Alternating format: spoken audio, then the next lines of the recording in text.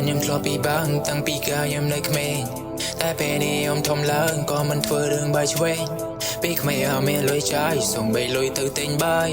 ខ្ញុំអត់សូវហ៊ានចំណាយព្រោះគ្រួសារខ្ញុំនៅឆ្ងាយជីវិតខ្ញុំធ្លាប់ពីបាំងតាំងពីកាខ្ញុំនៅក្មេង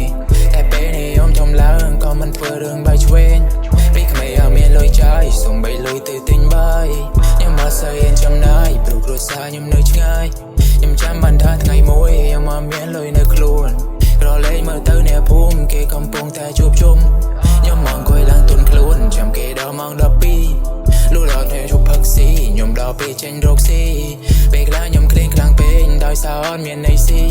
ខ្ញុំត្រូវđiរកវិធីធ្វើមិនឲ្យតែបានពីខ្ញុំទៅជួយលុយចាប់ហួយដើម្បីដូរយកនំស៊ី